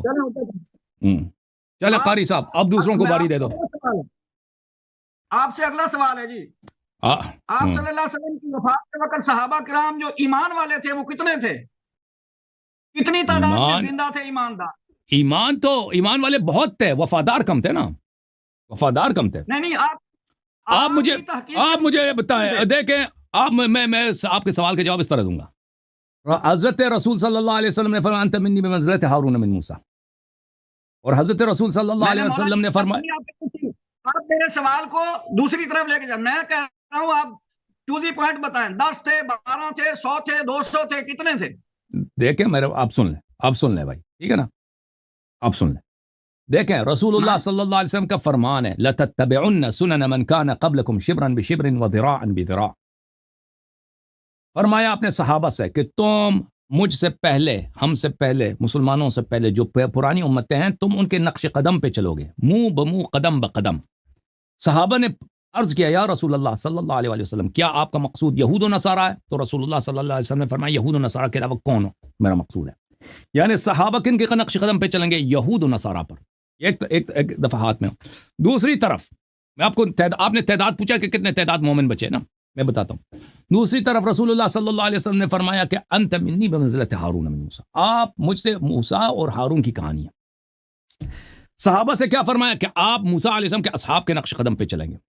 جب موسیٰ علیہ السلام کوئی طور پہ چلے, اوے صحابہ نے کیا کیا, اور سن لو نا قاری صاحب, پلیز قاری صاحب سن لو, قاری صاحب سن لو, قاری صاحب سن لو, قاری صاحب سن لو کہ یہ کمر توڑ ہے, یہ کمر توڑ ہے, جواب کمر توڑ ہے, برداشت نہیں کر سکیں گے نا, اسی لیے جواب نہیں دے. اور جواب دینے دو نا, جواب دینے دو قاری صاحب. جب موسیٰ سے کوئی طور پہ چلے گئے تھے, صحابہ سب کے سب انہوں نے صف جماعت بنا دی, نماز تراویح کی ہو رہی ہے, ایک امام جماعت بنا, بچڑے کے سامنے سجدے ہو رہے ہیں, بچڑے کے سامنے. تو وہاں پہ ہارون کے ساتھ کتنے لوگ بچے تھے, جتنے لوگ وہاں پہ ہارون کے ساتھ بچے تھے نا صحابہ موسیٰ سے, سب نے معجزات دیکھے تھے, صحابی تھے سب, جتنے ہارون اسی تعداد میں امیر المومنین علیہ السلام, وہ گنتی کر لو کتنے لوگوں نے بچڑے کی عبادت کی اور کتنے لوگوں نے بچڑے کی عبادت نہیں کی, ہارون کے ساتھ رہے اسی تعداد میں. ہاں اسی تعداد میں اس امت میں بھی بچڑے کی عبادت کی, بچڑا بنایا گیا, سامری آیا اس امت کا, سامری نے بچڑے کو کھڑا کیا, صحابہ نے سجدہ کیا بھائی. ہاں اس میں سے کچھ لوگ اس امت کے ہارون کے ساتھ بچے, وہ کم تھے. ہیلو, آپ کیا کہہ رہے ہیں؟ آپ کہہ رہے ہیں کہ بچڑے کی اس امت میں بچڑے کی پوجا نہیں, اس امت میں تو گھوڑے کی پوجا کرنے والے بھی ہیں. بھائی دیکھو رسول صلی اللہ علیہ وسلم نے اپنے صحابہ سے فرمایا لَتَتَّبِعُنَّ سُنَنَ مَنْ كَانَ قَبْلَكُمْ, تم چلو گے نقش قدم پر یہود و نصارہ کی. جو گھوڑے کی جو بچڑے کی عبادت کرتا ہے اس پہ اللہ کی لعنت. جس نے گھوڑے کی عبادت کی اس پہ اللہ کی لعنت. اور جس نے اس امت کے ہارون کے ساتھ غداری کی ہے اور اس امت کے سامری کا ساتھ دیا ہے اور اس امت کے بچڑے کی عبادت کی اس پہ بھی اللہ کی لعنت. آپ تعداد نہیں بتائیں گے کہ ہارون کے ساتھ کتنے بچ گئے تھے؟ آپ بتائیں نا. آپ جتنے ادھر تھے اتنے ادھر تھے. ادھر بھی کم تھے ادھر بھی کم تھے. ادھر بھی کم تھے ادھر بھی کم تھے. مطلب 10 12 13 ایسے یاد نہیں. ادھر بھی کم تھے ادھر بھی کم تھے. ناظرین دیکھیں یہ شیعہ آپ کیسے دغا بازی کر رہے ہیں. میں جو بات سوال کرتا ہوں اس کا جواب نہیں دیتا, دائیں بائیں بھاگ رہا. آپ کو تعداد یاد نہیں ہے, آپ محقق کی تعداد زیادہ. دیکھیں امیر المؤمنین علیہ الصلوۃ والسلام کے ساتھ جو صحابت تھے وہ کافی تعداد تھے لیکن اتنے زیادہ نہیں. دیکھیں کتاب احتجاج تبرسی میں جب ابو بکر کے ساتھ بیعت ہوئی تو جن صحابہ نے اعتراض کیا اور جنہوں نے تقریر کی مسجد نبی صلی اللہ علیہ وسلم میں اس بہت سارے صحابہ تھے. کم از کم 10-12 صحابہ نے تقریر کیا. یعنی ہر صحابی تو تقریر نہیں کرتا نا. وہ جو بڑے بڑے صحابہ ہیں جیسے سلمان تھے, ابو ذر تھے, مقداد تھے, اور عمار یاسر تھے, اس طرح کے صحابہ انہوں نے تقریر, ان کی تعداد صرف 10-12 ہیں. یہ اور ان کے علاوہ جن صحابہ نے بیعت نہیں کی ان کی تعداد کافی ہے. اب لیکن اتنے نہیں تھے کہ بس ابو بکر عمر کے ساتھ جو تھے ساتھ سب مدینے والے تھے, مکے والے تھے, قبائل سب ہزاروں کی تعداد میں وہ سب ان کے ساتھ. 150 تو ہوں گے نا, کم از کم 150 تو ہوں گے. نہیں 150 نہیں, 150 نہیں تھے. دیکھیں انہی میں سے بھی جب امیر المومنین علیہ السلام نے کہا کہ اب جنگ کرتے ہیں نا, انہوں نے اعتراض تو کیا. پھر امیر المومنین علیہ السلام نے کہا کہ آؤ میری مدد کرو, جنگ کے لیے نکلتے ہیں. تو صرف 4 آئے. جب فرمایا نا امتحان کا وقت آیا کہ ہم ابو بکر کو خلافت سے ہٹا دیتے ہیں, تلوار نکال دیتے ہیں, یعنی انقلاب لائیں گے, عسکری کارروائی کریں گے, تو صرف 4 آئے. ٹھیک ہے نا. اب ہاں لیکن یہ دیکھیں بعد میں ان لوگوں نے توبہ کیا. بہت سارے صحابہ آئے, سب نہیں, بہت سارے صحابہ آخر میں بہت جلد یا بعد کچھ سالوں کے بعد انہوں نے اپنی غلطی کا اعتراف کیا, توبہ کیا اور مل گئے امیر المومنین علیہ الصلوۃ والسلام کے ساتھ. لیکن وہ کبھی اکثریت میں نہیں تھے. جو آپ مان گئے نا, میں یہی بات آپ سے اگلوانا چاہتا تھا. احتجاج تبرسی میں یہی لکھا ہوا نا کہ بعد از وفات حضرت رسول صلی اللہ علیہ وسلم جمیع اصحاب مرتد شد مگر 3 آدمی بچ گئے تھے جو مرتد نہیں ہوئے. وہاں صرف تعداد 3 کی. ارتداد سے مراد لفظی من ہے. ارتداد سے مراد یعنی وہ لوگ جو نصرت کے لیے نہیں آئے اور باقی لوگ نصرت کے لیے نہیں آئے. یعنی نصرت سے وہ انہوں نے پشت کر دی, نصرت کرنے جنگ کرنے نہیں آئے. وَإِلَّا یہ ارتداد سے مراد مصنف نے یہ وضاحت نہیں کی. مصنف اور بھائی اسی کتاب میں لکھا ہے نا, اسی کتاب احتجاج تبرسی میں یہ روایت بہت زیادہ ہے کہ جن صحابہ نے ابو بکر پہ اعتراض کیا ہے وہ کتنے تعداد تھی ان کی, کم از کم 10-12 تو ان کی تعداد جنہوں نے تقریر کیا ہے. چھوڑیں اس بات کو, اگلا سوال. اور وہ جو آپ کہہ رہے ہیں احتجاج تبرسی کی نہیں ہے, یہ حدیث جو آپ کہہ رہے ہیں وہ کافی کی حدیث ہے. چلیں بھائی اللہ اب دوسروں علامہ صاحب آپ نے اتنے سوال کیے, اتنے سوال کیے, ٹھیک ہے نا. ایک رہ گیا, بس ایک آخری رہ گیا. آخر میں ہمیں بھی سوال کرنے دیں گے. ایک سوال ایک رہ گیا. میں نے شروع میں کہا تھا کہ میں نے آپ سے مناظرہ نہیں کرنا, میں نے سوال کرنے ہیں. سوال اچھا طریقہ آپ نے ڈھونڈ لیا نا. ہمیں سوال بھی, آپ تو عالم دین ہیں, ہم بھی سوال کر سکتے ہیں نہیں کر سکتے, یا نہیں کر سکتے. میں نے شروع میں کہا تھا مجھے, آپ محقق ہیں, مجھے کچھ باتوں میں تردد تھا, وہ آپ سے تردد ہے. ٹھیک ہے نا بھائی, آپ نے اتنی تیاری کیا نا, اتنے سوال 10-12 سوال کیا, ہمیں بھی ایک سوال کرنے کا اجازت دے دیں. آپ اپنا سوال کر لیں یا آخر میں مجھے بھی ایک سوال کرنا ہے. ایک آخری سوال ہے میرا. باغ کے نہیں جانا, پھر مجھے بھی سوال کرنے کی اجازت دینا آپ نے. جی میری بات سنیں. آپ نے ایک بیان میں یہ بات کہی تھی جب یہ کہا گیا کہ حضرت ابو بکر عمر عثمان کی خلافت صحیح نہیں تھی, بدعت تھی, تو مولا علی ان کے ساتھ کیوں رہے؟ تو آپ نے اس کا جواب یہ دیا نہیں رہے. میں نے کہا ان کے ساتھ نہیں رہے بھائی, میں نے کہا ساتھ ہی نہیں رہے. میں نے کب کہا ساتھ رہے؟ نہیں میں نے کہا ساتھ ہی نہیں رہے, کبھی ساتھ تھے ہی نہیں, کبھی ساتھ نہیں تھے ان کے, ساتھ رہے. آپ کا بیان پڑا ہوا, آپ نے کہا میں نے کبھی نہیں بولا ہے کہ امیر المؤمنین علیہ السلام ایک لمحے کے لیے بھی ابو بکر عمر کے ساتھ تھے, کبھی ساتھ نہیں, ہمیشہ ان سے بری تھے, ہمیشہ ان سے بیزار تھے. میں نے وہ ڈاؤن لوڈ کیا. یہ ہر شیعہ کا ابتدائی عقیدہ ہے. ہر شیعہ کا ابتدائی عقیدہ ہے براعت براعت براعت. یہ آپ کہتے ہیں ساتھ تھے ہم وہ ہاں یہ تو آپ کا بیان میرے پاس محفوظ ہے، میں آپ کو سنوا دوں گا، آپ کے الفاظ آپ کو لوٹا او بھائی آپ نے غلط کوٹ کر رہے ہیں. آپ بول رہے ہیں میرے پاس بیان محفوظ ہے. آپ غلط کہہ رہے ہیں نا. یہ تو ایسا ہے کہ کوئی کہہ دے کہ مسلمانوں کا عقیدہ یہ ہے کہ 3 اللہ ہیں آسمان میں. اب کوئی کہہ دے یہ تو سب کو پتہ ہے کہ مسلمانوں کا عقیدہ نہیں ہے کہ آسمان میں. آپ کہتے ہیں کہ ہمارے پاس بیان محفوظ ہے کہ مسلمان کہتے ہیں کہ اللہ میں آسمان میں 3 اللہ ہیں. یہ تو ہے ہی نہیں بھائی. اسی طرح ہم شیعوں کا یہ بنیادی عقیدہ ہے. اب بنیادی عقیدہ ہے کہ حضرت علی علیہ امیر المؤمنین علیہ السلام کبھی بھی ابو بکر عمر کے ساتھ نہیں تھے، تاکہ ہم ایکسپلین کریں کیوں ان کے ساتھ تھے. آپ نے تو بیان آپ سنیں تو صحیح نا. اس وقت جو آپ نے جواب دیا وہ یہ تھا کہ حدیث میں آیا کہ اللہ کے رسول نے فرمایا غلط حکمران کے ساتھ بھی رہو، اس کے ساتھ بغاوت نہ کرو. مولا علی فرمان رسول کے مطابق ان کے ساتھ رہے اگرچہ ان کو اچھا نہیں سمجھتے تھے. یہ جواب دیا آپ نے، یہ غلط ہے. کبھی ساتھ ہی نہیں تھے، کبھی ساتھ ہی نہیں تھے. دیکھیں شیعہ عقیدے کے مطابق وہ کبھی ان کے ساتھ نہیں تھے، کبھی ساتھ ہی نہیں تھے. اور امیر المؤمنین علیہ الصلوۃ والسلام کو رسول اللہ صلی اللہ علیہ وسلم نے منع کیا تھا کہ آپ کے میرے بعد جب خلافت غصب ہوگی اگر آپ کو انصار نہ ملے تو ان کے خلاف تلوار نہ اٹھائیں. ٹھیک ہے نا، تلوار نہ اٹھائیں. بالکل ہاں جی بالکل.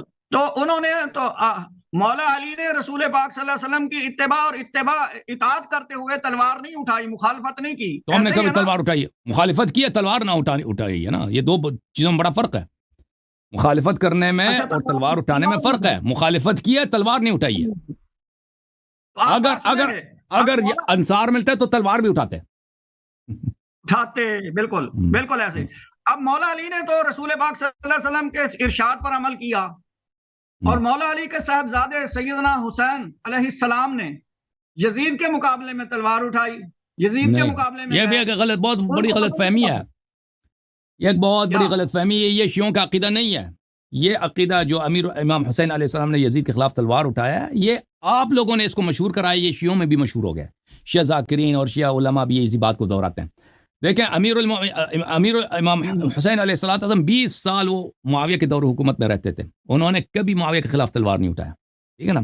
معاویہ جب بیعت لے رہا تھا اپنے بیٹے یزید کے لیے، وہ کبھی تلوار نہیں اٹھایا. جب یزید خلیفہ بنا ہے تو وہ امام حسین علیہ السلام کو ہر حالت میں قتل کرنا چاہتا تھا. اس وقت امام حسین علیہ السلام کے پاس یعنی کوئی راستہ نہیں تھا کہیں جانے کا. مدینے میں رہتے قتل ہو جاتے، مکے میں رہتے قتل ہو جاتے. اور وہاں مدینے سے وہ نکل گئے کیونکہ وہاں وہ بڑے پریشر میں خطرے میں تھے. مکے میں چلے گئے، لیکن مکے میں انہوں نے فوج بھیج دیا یزید نے کہ حج کے سیزن میں ان کو قتل کر دو. تو اس وقت یہاں پہ ان کے پاس جانے کے لیے کہیں بھی نہیں تھا. کوفے والے بلا رہے تھے ان کو کہ آ جاؤ یہاں پر. لیکن امام حسین علیہ السلام کو پتا تھا کہ میں کوفہ جاؤں گا تو راستے میں ہی میں شہید ہو جاؤں گا. ان کو بالکل پتا تھا. انہوں نے خود بلکہ پہلے نبی صلی اللہ علیہ وسلم نے بار بار کہا تھا، ان کو یقین تھا اس بات پر. تو وہ انہوں نے کبھی لوگوں سے نہیں کہا کہ تم میری مدد کرو، ہم جہاد کرتے ہیں یزید کے خلاف. وہ جب کوفے کی طرف جا رہے تھے تو کوفے میں پہنچنے سے پہلے جب ان کا راستہ روکا گیا تو انہوں نے بہت کوشش کی کہ جنگ نہ ہو، بہت کوشش کی. اور یہاں تک کہہ دیا کہ مجھے جانے دو، یہاں سے واپس جانے دو. کہا کہ واپس نہیں جا سکتے. کہا کہ مجھے کسی بارڈر کی طرف جانے دو. وہاں میں رہتا ہوں ایک عام مسلمان کی طرح میں رہتا ہوں بارڈر میں، کسی مثلا دور علاقے دور تھا، وہاں پہ میں نہ حکومت بنا سکوں گا، کچھ بھی نہیں بنا سکوں گا. اب بھائی سب بات نہ کاٹو پلیز، بات نہ کاٹیں. میں وہاں پہ جاؤں گا. کہا نہیں، کہا مجھے جانے دو یزید کے پاس، میں اس سے بات کرتا ہوں. کہا نہیں یہ بھی نہیں ہو سکتا. آپ کو قبول کرنا پڑے گا آپ کے حق میں جو ابن مرجانہ فیصلہ سنائے گا.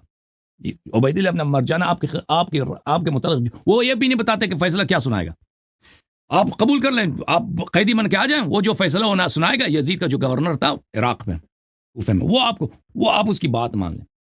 تو امام حسین علیہ السلام کو پتا تھا کہ یہ مجھے ذلیل کر دیں گے، مجھے وہاں لے جائیں گے، مجھے قتل بھی کر دیں گے، ذلیل کر کے قتل کر دیں گے. جیسے انہوں نے مسلم ابن عقیل کو پناہ دی تھی، پناہ دے کر کہ امان دے کر کہ ہم کو قتل کیا تھا. اور اس طرح امام حسین علیہ السلام کے خلاف جب یہ بات رہے گی کہ اب قتل تو ہونا ہے، شہید تو ہونا ہے، لیکن عزت کے ساتھ شہید. امام حسین علیہ السلام نے کبھی یہ نہیں کہا کہ بھائی میں یزید کے خلاف جو ہے تلوار اٹھاؤں گے. امام حسین علیہ السلام نے صلح کرنے کی بہت کوشش کی. جس طرح امیر المؤمنین دیکھیں امیر المؤمنین علیہ السلام جس دور میں رہتے تھے نا، خلفاء ان کو نہیں چڑھتے تھے. خلفاء اس طرح نہیں تھے کہ ان کو قتل کرنے کے در پہ تھے. ابو بکر عمر کی سیاست یہ تھی کہ اگر علی علیہ السلام ہمیں نہیں چڑھتا ان کو رہنے دو، وہ اپنے کام سے کام رکھیں، ہم اپنے کام سے کام رکھیں۔ الحمدللہ، اب بھائی چپ کرو، اسی بہانے سے آپ اب بھائی بات سنو، بات پلیز بات کرنے دو۔ ان کی سیاست یہ تھی اگر ابو بکر عمر یہ بھی کرتے ہیں بھائی کہ ہم نے ان کو بہرحال قتل کرنا ہے، ان کو ذلیل کر کے قتل کرنا، امیر المومنین علیہ الصلوۃ والسلام وہاں پہ بھی ذلیل ہو کے قتل نہیں ہو جاتے، شہید ہو جاتے، ٹھیک ہے نا، وہی جو امام حسین علیہ السلام کے ساتھ ہوا، امام حسن مجتبی علیہ الصلوۃ والسلام کے ساتھ جو معاویہ نے کیا، معاویہ نے خود صلح کی پروپوزل دی اور امام حسین علیہ السلام نے ان کے ساتھ صلح کی، ٹھیک ہے نا۔ یہی بالکل یہی اسٹریٹجی تھا امام حسین علیہ السلام کا کربلا میں، مختلف نہیں تھا، لیکن سامنے والے نہیں مان رہے تھے، سامنے والے کہہ رہے تھے کہ آپ قیدی بن کے آ جائیں، پھر ہم دیکھیں گے آپ کے ساتھ کیا کرتے ہیں۔ وہ شخص بھی جو کوفے میں رہتا تھا، عبید اللہ ابن زیاد، وہ شخص تھا جو شیعوں کا ہاتھ کاٹتا تھا، سولی پہ چڑھانے والے، ان کو ذلیل کرنے والے، امیر المومنین علیہ السلام کو گالی دینے والے۔ تو امام حسین علیہ السلام کو پتا تھا کہ یہاں پہ جائیں گے ذلت کے سوا کچھ نہیں۔ انہوں نے خود فرمایا کہ بھلے قد رکزنی القوم بین السلۃ والذلہ حیہات من الذلہ، یہ لوگ یا چاہتے ہیں کہ ہم تلوار نکالیں ان کے ساتھ جنگ کریں، یا یہ کہ ذلیل ہو جائیں، لیکن ہم ذلت کو قبول نہیں کرتے، ٹھیک ہے نا۔ تو یہ دو بہت مختلف چیزیں ہیں، یہ قیاس مع الفارق آپ کر رہے ہیں۔ اب ہماری باری ہے، ہم آپ سے سوال کریں گے۔ مجھے آپ سے بڑا ترس آ رہا ہے کہ آپ نے جو ہے نا، آپ نے غلطی سے آپ کی زبان سے سچ نکل گیا۔ امام حسین کو خط لکھنے والے سنی تھے کہ شیعہ تھے؟ سنی تھے، سب سنی تھے، سب سنی تھے، سنی تھے، یہ الگ بات ہے۔ آپ ہاں سب سنی تھے، اب الگ بات ہے وہ، ان کے یہ جو خطوں میں کوفے یہی لکھا ہوا تھا۔ الگ، یہ تو اگلا سوال ہے، یا میں نے آپ کے سوالوں کے جواب دے دیا نا، بس اب الگ بات ہے، یہ الگ موضوع ہے۔ اب تحقیق ہم نے کی ہے اس موضوع پہ، ہمارے کئی تقریرات ہیں، جماعت عمریہ تھے، بنی امیہ والے تھے، بہت زیادہ تھے وہاں پہ خط لکھنے والے، وہاں پہ جو شیعہ بھی کہلاتے تھے وہ اس طرح شیعہ نہیں تھے جو آپ سمجھ رہے ہیں۔ اچھا، آپ کی خدمت میں عرض کروں کہ میں آپ کی خدمت میں عرض یہ ہے بھائی صاحب، اب میری باری، ایک سوال آپ سے کرتے ہیں، ٹھیک ہے نا، اس سوال کا جواب آپ دے دیں۔ آپ نے اتنے سوال کیے، بہت سارے سوال کیے، ٹھیک ہے نا، مجھے جتنا آتا تھا میں نے جواب دے دی، اب یہ آپ نے جواب دے دیں۔ یہ کتاب ہے مسند احمد ابن حنبل، چاپ مؤسسۃ الرسالہ، یہ جلد نمبر 43 ہے، اور اس کو تحقیق کے شعیب الارناؤت، بہت کٹر وہابی، انٹی شیعہ، پرو صحابہ۔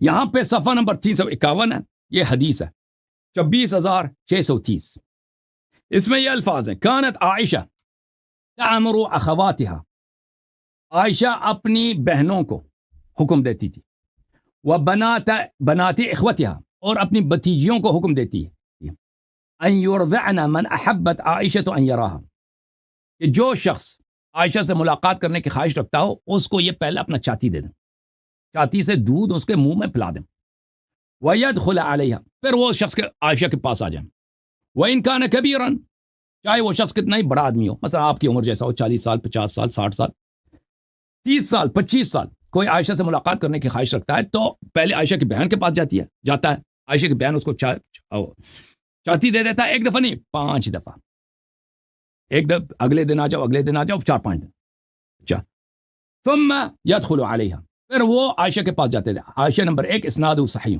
حدیث صحیح، اسناد صحیح ہے۔ اچھا، ملاحظہ فرمائیے، میں آپ کی خدمت میں مزید دکھاؤں، یہ کتاب ہے،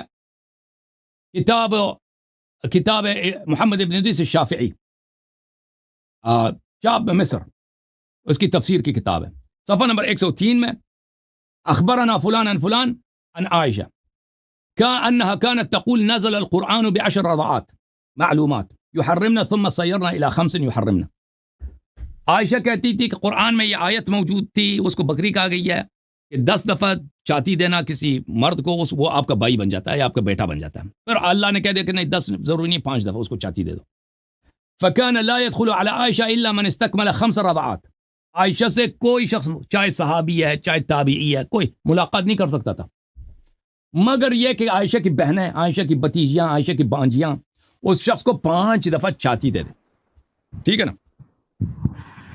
مزید آپ کو دکھائیں حوالے، جی نہیں، حوالے یہ کتاب ہے المصنف لعبد الرزاق، جزء 7، نہیں اب سن لو، اب سوال سن لو نا، کتاب المکتب الاسلامی، باب رضاع الکبیر، صفحہ نمبر 458۔ آپ چاہے 10 کتابوں سے نام کر دیں، سب 50 کریں، بات ایک ہی ہے۔ اچھا لیں، بات ایک ہی ہے، اب مجھے بتائیں کہ یہ عائشہ کی سنت ہے بھائی، او بھائی عائشہ کی سنت ہے کہ نبی صلی اللہ علیہ وسلم کے بعد اس نے یہ تماشا شروع کیا تھا کہ جو شخص اس سے ملاقات کرنا چاہتا ہے پہلے اس کا بیٹا بنے گا یا اس کا یعنی محرم بنے گا، پھر عائشہ سے ملاقات ہوگی. محرم بننے کا کیا طریقہ ہے؟ عائشہ کی بہن، عائشہ کی بانجی، عائشہ کی بھتیجی اس کو دودھ پلائے گی اپنی چاتی سے. اب مجھے بتاؤ، اب اس کے متعلق آپ کا کیا رائے ہے؟ جی آپ پاکستان میں عائشہ آپ کی ماسی ہے نا، کہتے ہیں ماں عائشہ ام المؤمن، اس کے لیے شیعوں اس کی عزت نہیں کرتے. اور بھائی اگر شیعہ عزت نہیں کرتے تو یہ وجہ اس کے حرکات ہیں. آپ مجھے بتائیں کہ کیا آپ حاضر ہیں آپ کے شہر میں کہ کوئی باغیرت شخص اس طرح، یہ مجھے بتائیں، آپ اپنا نظریہ ہمیں بتائیں بھائی. اصل میں آپ کی اس بات کا جواب تو آ جانا تھا، لیکن جب میں نے شروع سے آپ سے سوال کیا نا تو اس میں آپ تھوڑی سی گنجائش رکھ گئے ہیں. وہ اسی مقصد کے لیے گنجائش رکھی تھی جب میں نے کہا تھا کہ امام معصوم ہے، نبی معصوم ہے، اور آپ نے کہا کہ کبھی کبھی اللہ تعالیٰ کسی ضرورت کے تعاون سے ایسا کام کروا لیتا ہے. وہ آپ نے حرکت اسی لیے کی تھی کہ جب یہ کہیں گے کہ اللہ تعالیٰ نبی پاک صلی اللہ علیہ وسلم معصوم تھے تو معصوم کے ساتھ عائشہ کا نکاح اللہ کی رضا کے بغیر ہو گیا، تو یہ اتنی سی گنجائش آپ نے اسی لیے رکھی تھی کہ وہ کوئی ضرورت کے لیے. تو آپ مجھے بتائیں کہ میں نہیں کہتا عائشہ سے نکاح غلطی ہے، میں کبھی نہیں کہتا عائشہ سے نکاح غلطی ہے، پیغمبر کی غلطی ہے صلی اللہ علیہ وسلم، آپ کی غلطی ہے. سوال کا جواب دے دو، ادھر ادھر بھاگنے کی ضرورت نہیں ہے. عائشہ کے رضاء کبیر کا متعلق جواب دے دو. نہیں میں آپ کو جواب دے رہا ہوں. آپ تو یہی کہتے ہیں نا، آپ تو یہی کہتے ہیں کہ جو قرآن کو ناقص سمجھے وہ کافر ہے. وہ عائشہ اپنی بہنوں سے اور اپنی بھتیجیوں سے بانجیوں سے کیا کام کراتی تھی اور دعا یہ کہ قرآن میں موجود ہے. او بھائی شیعہ اگر کہہ دے قرآن میں کمی ہے تو کافر. عائشہ جو مرضی کرا دے. بات کیوں نہیں سنتے آپ؟ بات کیوں نہیں سنتے؟ سوال کیا، جواب سنو. جواب دے دو نا. آپ بات کرتے ہیں میں خاموش رہا ہوں. آپ نے جواب کب دیا؟ آپ نے اس نے جواب دیا؟ یہ میرے سوال کا جواب تھا. جواب ہی دینے لگا ہوں. جواب ہی دینے لگا ہوں. آپ جواب دے دو. آپ نے حضرت عائشہ کے متعلق جو روایات پیش کی ہیں، آپ نے حضرت عائشہ کے متعلق جو روایات پیش کی ہیں، کیا یہ عمل اچھا ہے کہ برا ہے؟ آپ بتائیں. آپ سوال آپ سے، آپ کیا کہتے ہیں؟ سوال برا ہے اچھا؟ آپ جواب بتاؤ نا، میں نے آپ سے پوچھا ہے. میں نے آپ سے پوچھا ہے، آپ بتائیں نا. آپ کو ایک باغیرت آدمی اس کے متعلق کیا کہے گا؟ مجھے بتاؤ نا. اور بھائی شیعوں کا حق ہے کہ عائشہ کو برا سمجھے نا. اگر شیعہ کہتے ہیں کہ ہم عائشہ کا احترام نہیں کرتے ہیں، اور بھائی کہاں گئی ابو بکر کے خاندان کی عزت؟ عائشہ کی ابو بکر کی بیٹیاں، ابو بکر کی بہوئیوں سے عائشہ کیا کام کراتی تھی؟ بات نہیں سنتے، شور کرتے ہو. جھوٹا ہونے کی یہی دلیل ہے. خاموش ہو جاؤ. تو جواب دے دو نا. جواب دے دو. چلیں جواب دے دو. آپ نے اعتراض کیا حضرت عائشہ کے متعلق جو چیزیں آپ نے منسوب کی، اس سے تو یہ معلوم ہوتا کہ حضرت عائشہ کوئی باعزت خاتون نہیں تھی، کوئی غیرت والی نہیں تھی، فحشہ عورت تھی، بے حیا عورت تھی. آپ کا مقصد یہی ہے کہنے کا؟ میرے الفاظ نہیں تھے، میرے آپ کی کتاب دکھائی ہے بھائی. سنو مقصد مفہوم آپ کا یہ نہیں ہے کہ آپ سے پھر حضرت عائشہ کی عزت ثابت ہوتی ہے جو باتیں آپ نے ان کی طرف منسوب کی ہیں؟ یہ میں نے ثابت نہیں، آپ کی کتابوں میں ہے بھائی. اور وہ میں کیا عزت ثابت کروں؟ جب عزت ہے ہی نہیں تو میں کیا ثابت کروں؟ اور بھائی عزت اس نے اپنے لیے کوئی چھوڑی ہے کہ میں اس کو ثابت کروں یا انکار کروں؟ جب اس کے یہ افعال ہیں، یہ کوئی عزت کہاں ہے؟ اس کی عزت ہے، خاک عزت ہے بھائی. کو آپ کے شہر میں اگر کوئی عورت یہ کرا دے بھائی، آپ کے پڑوس میں آپ کہیں گے یہ بڑا باعزت عورت ہے؟ بھائی آپ اپنی لفاظی کو بند کریں. جب اللہ تعالیٰ نے رسول پاک صلی اللہ علیہ وسلم کے ساتھ ان کا نکاح کروایا، وہ رسول اللہ کی بیوی ہے کہ نہیں ہے؟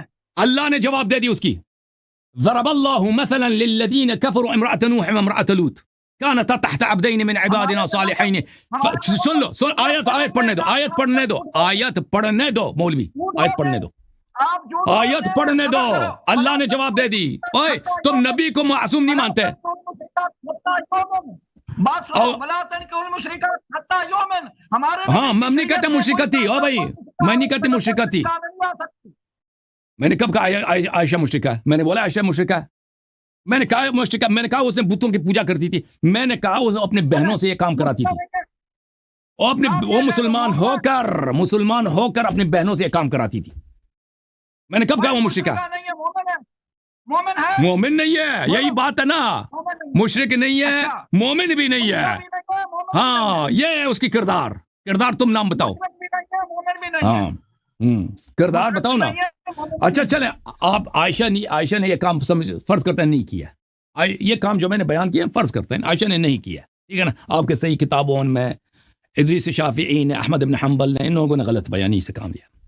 فرض کرتے ہیں آپ مجھے سوال کے جواب آپ کے شہر میں اگر آپ کے پڑوس میں آپ سن لو نا پلیز میں نے کہا نا فرض کرتے ہیں نہیں کیا فرض کرتے نہیں کیا فرض کرتے ہیں شافعی نے غلط روایت کیا مسلم نے غلط روایت کیا احمد بن حنبل ان لوگوں نے غلط روایت کی عائشہ نے نہیں کیا اب میں سوال آپ سے اگر آپ کے پڑوس میں آپ کے شہر میں کوئی عورت یہ کام کر دے یہ دندہ شروع کر دے کہہ دے کہ میں آپ شہر کا مفتی ہوں مجھ سے ملاقات کرنے فتوے لینے تو طریقہ یہ ہے کہ پہلے جاؤ میرے بہو کے پاس پہلے جاؤ میرے بانجی کے پاس پہلے جاؤ میرے بھتیجی کے پاس پہلے جاؤ میری بہن کے پاس 5 دن مسلسل آ جاؤ وہ آپ کو چاتی دیں گے پھر میرے سے ملاقات کرنا تو آپ اس عورت کے متعلق کیا کہیں گے باعزت ہے یا بے عزت ہے مسلمان ہے یا منافق ہے مجھے بتاؤ نا چلاکیاں ساری سمجھ آتی ہے میں نے بنیاد بیان کی ہے کہ اللہ پاک نے ہمارے حبیب صلی اللہ علیہ وسلم کو پاک بنایا بھائی پر ہمیں حق ہے نا شیعوں کو اگر ہم عائشہ کو رضی اللہ نہیں کہتے صدیقہ نہیں کہتے نا ہمیں حق ہے نا صدیقہ نہ کہنے کا ایسے عورت کو تو کوئی صدیقہ نہیں کہے گا نا مولوی صاحب مذہب آپ کا باطل ہو گیا نہیں ایسے عورت سے تم دین لیتے ہو او بھائی مولوی صاحب ایسے عورت سے کوئی دین لے گا ایسے عورت سے جو اپنی بہنوں سے یہ کام کراتی ہے آپ کے صحیح ترین کتب میں ایسے کوئی توحید ان سے لے لو سنت ان سے لے لو نماز وضو کے طریقے اس عورت سے لے لو بخاری مسلم کے احادیث اسی کے بڑے پڑی ہیں اہل بیت علیہ السلام کی کوئی حدیث نہیں ہے عائشہ کی حدیث ہے ابو بکر پارٹی کی حدیث ہے یہ ابو بکر پارٹی کی عزت ہے اب مجھے بتاؤ اس کا باجان اس کے خاندان کا غیرت کا پتہ چلا نا کس کا یہ خاندان کتنے غیرتی ہے آپ نے مولا علی پر بہتان باندھا ہے نا جھوٹ بولا ہے معصوم بھی مانا ہے پتہ تھا میں اس بات میں پھنس جاؤں گا معصوم ہے اس کا کس سے کیا تعلق ہے میں جو منکر ہے عصمت اہل بیت علیہ السلام ہے ان پہ اللہ کی لعنت ہے نہیں جو مولا علی معصوم اس سے اس کا کوئی تعلق نہیں میرے سوال میں نے آپ کے سوالوں کے جواب آپ میرے سوال کا جواب دے دو کہ شیعہ اگر عائشہ کو نہیں مانتے اور بھائی آپ کی کتابوں میں اس کے یہ ایک کرتوت ہے یہ اس کے ایک کرتوت ہے آپ نے میرے کسی سوال کا جواب صحیح نہیں دیا لمبی تقریر کسی سوال کا جواب آپ کا دماغ اور دل وہی نکالتے ہو بس تو عائشہ والے سوال کا جواب آپ دے دو چلو مجھے سمجھ نہیں آتی دوبارہ جواب دو عائشہ والے جو گندے نا آپ وہی صرف نکالتے ہیں ٹھیک ہے نا مولوی صاحب عائشہ والے سوال ایک منٹ عائشہ والے سوال کا ایک دفعہ پھر جواب دینا جی میں نے تو آپ کو شروع میں کہا تھا کہ میں نے آپ سے چند سوال کرنے ہیں اچھا اس کے پاس جواب نہیں ہے بھائی مجھے پتہ ہے صحیح اعتراف کر لینا جواب آپ کے پاس نہیں ہے آپ کے پاکستان کے کسی عالم کے پاس جواب نہیں ہے نہیں میں نے پورا عالم اسلام عائشہ کے متعلق ان سوالات کے جواب کسی عالم اسلام میں کسی کے پاس نہیں ہے کسی کے پاس نہیں ایسے عورت صدیقہ نہیں ہو سکتی اس عورت سے سنت لینا کفر ہے اس عورت سے سنت لینا کفر ہے دلیل یہی ہے جو میں نے پیش کیا آپ کو کون یہ تم اہل بیت علیہ السلام کو چھوڑ کر دیکھو مولوی صاحب اہل بیت علیہ السلام کو چھوڑ کر تم کن سے دین لیتے ہو یہ عائشہ کا کردار ہے یہ عائشہ کا کردار ہم اہل بیت کو چھوڑ چکے ہو تم اہل بیت یا اہل بیت کی دشمن عائشہ تمہارا امام ہے یہ تمہارا مفتی ہے یہ تمہارا راوی ہے چلیں بھائی چلیں آپ کو سلام ہے آپ جب آپ میٹنگ رکھیں نا آپ سپاہی صاحبہ کے ساتھ میٹنگ رکھیں اپنے دیوبندیوں کے ساتھ 1-2 ہفتے کے بعد میرے سوال کا جواب لے کے آئیں میرے سوال کا جواب اگر آپ کے شہر میں یہی کام کوئی عورت کر دے کہہ دے میں آپ کے شہر کا مفتی ہوں فتویٰ دینا چاہتی ہوں آپ میرے پاس فتویٰ لینے آئے تو پہلے ادھر اس کمرے میں چلے جاؤ میری بہن بیٹی ہے 5 دن مسلسل اس کے پاس جاؤ پھر میں آپ کو فتویٰ دوں گی تو پھر مجھے بتانا اس عورت کے متعلق آپ پاکستان والوں وہابیوں سپاہی صاحبہ والے اس عورت کے متعلق تم کیا حکم دو گے میرے سوال کا جواب لے کے آنا ٹھیک ہے نا مولوی صاحب تھینک یو سر